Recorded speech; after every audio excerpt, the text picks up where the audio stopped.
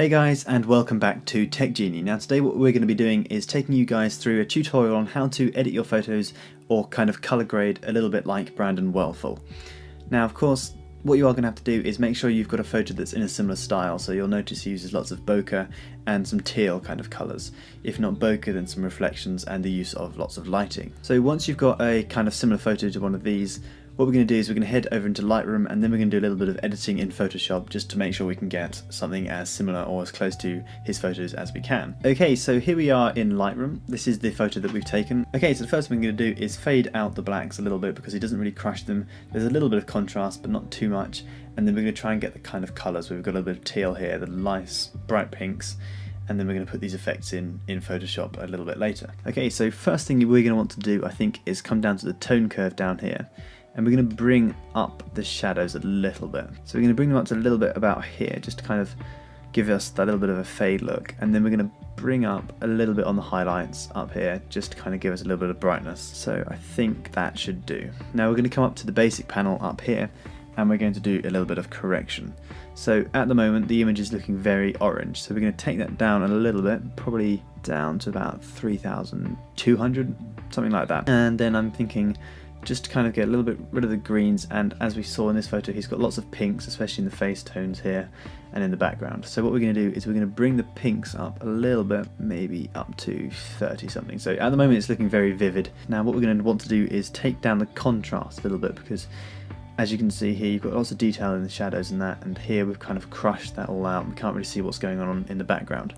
So we're going to bring the contrast down quite a bit. Let's bring it down to about -48, -46, something like that. So now what I'm going to do is I'm going to bring up the detail a little bit by bringing up the shadows. I'm going to whack that up to 100, so you can see in the hair we've got a lot more to work with. Now I am going to bring the whites up a little bit, maybe up to about +60, just to kind of brighten the image up a little bit, and then again bring the blacks up just to kind of give us a little bit more to work with. You can see before and after. We press the backslash button, that's the before and that's the after. So you can see at the moment we're definitely getting closer to what we're looking at in this photo here. Now obviously at the moment in our image we've got lots of purples and pinks, and here we've got a lot more teal kind of whites, and obviously we've got a little bit of pinks in the back here. So we're going to try and sort that out now by coming down to the hue, saturation and the luminance section down here. So the first thing we're going to focus on this image is the hue panel. Okay, so I've taken the reds down a little bit. It hasn't made much difference, but that's just kind of bring it towards the pinks a little bit more. Now the orange, as you can see, if I drag that all the way up to the yellow section up here, it makes my hair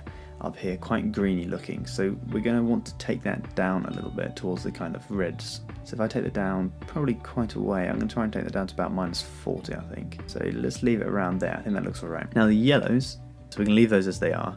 Now the greens, so we'll take those up, I think, just to give us that little bit of a teal kind of look. Now aqua, usually we haven't got any aqua in the image yet, so aqua kind of stays at 0. Now the blues, if we bring it all the way down, you can see we can get that kind of nice teal look, and up we can get that really bright pink. So as you look at his images up here especially, you've got the little teal kind of colours. He doesn't really use these bright pinks, so we're not going to do that. We're going to bring that down a little bit. Bring it down to probably about -40, I'd say, is a kind of a good number. Okay, so now we've brought the blues down towards the kind of teal colour, down to about -40. It's a little bit understated. You can bring it down a little bit more if you want to, but I think I'm going to leave it as it is at -40. Now the purples, I'm going to bring this down towards the kind of teal section a little bit, just to kind of give us that little look up here. Okay, so coming down to the saturation, we're not really going to change anything down here. Maybe the blues, they're a little bit too bright, so if we bring them down, soften them up a little bit, bring them down to about -25, that looks about right. Okay, so luminance is going to be determining the brightness of the certain colours. So for example, if I bring the reds up, the front of my face here is going to be really quite bright. So what we are going to do is bring the reds up a little bit, but not that much, probably up to about 30, I reckon. That's probably about right. Oranges as well, this is going to be my face as well, so we're going to bring this up probably around 50, I reckon. Probably, yeah, that'll do. Now blues, we're going to brighten these up a little bit, just to kind of give us, make it pop a little bit more. So we're going to leave that probably about 53. So you can see the difference that makes, just kind of making the blues up here just pop out a little bit. Now the next bit of editing we're going to do is down here in the camera calibration. We're going to be going for a little bit more on the teal side. So we're going to bring this down a little bit to probably about -38, -40 I'm thinking. Yeah, so a little bit down there. So as you can see, if I put that back to where it was, we bring the teal down a little bit. I'm going to bring the reds up a little bit more just to make them a bit more kind of orangey pinky kind of colour. So if I bring them up now, just to do a little bit before and after at the moment, that was what we had before and now what we've got at the moment. So you can see we've got a lot more detail coming up down here in the shadows, and we've got rid of that kind of orange glow, because originally I think the lighting in the shop was orange, and we're kind of making it a little bit more kind of neon kind of colour. Okay, so that's almost us done in terms of the Lightroom editing here. Obviously in a lot of his photos you can see he uses a lot of bokeh. Now we do have a little bit in our photo, we've got a little bit up here. Now I am going to show you tips and tricks to add a little bit more in if you want. Okay, so here is the photo that we've edited on Lightroom. Now this document size is 1080 across by 1350 tool.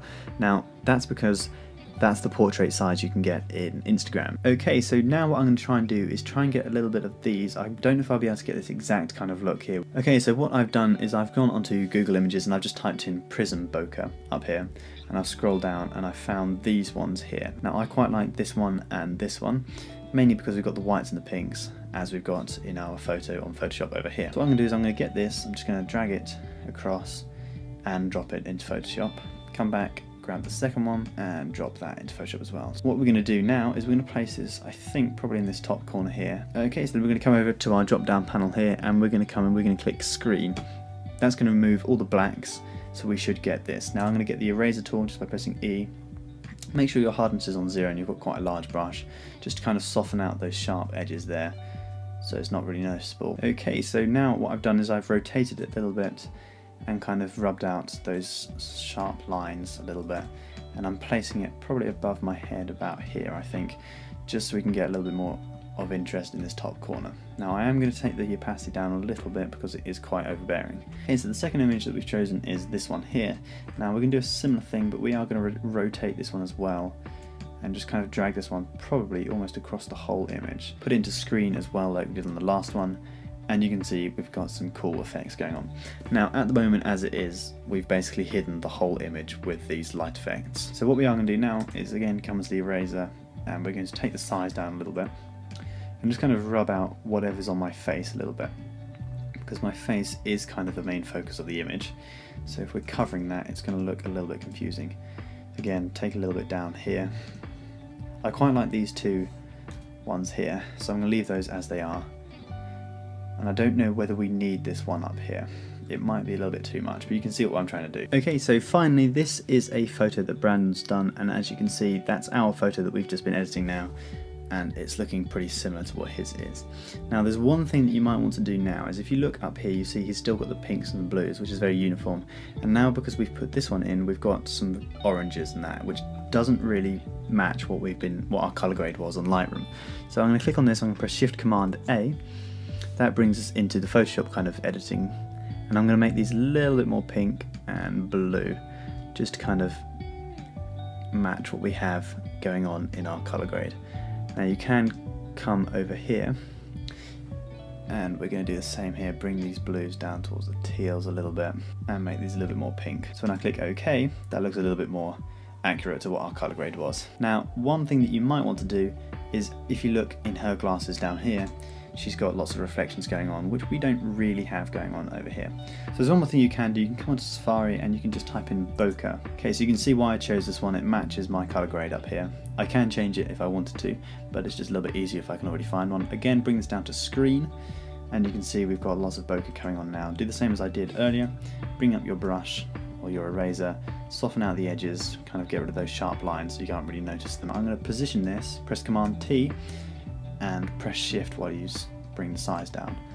I'm going to zoom in over my glasses here, sort this out a little bit so it kind of matches the glasses a little bit better. There we go, so now we've got that on the glasses there. Now there is one more thing that I like to do. I like to come up and get the warp tool and kind of billow it out a little bit, just so it kind of follows the bend of my sunglasses here. Okay, so there we go, that's the final image there.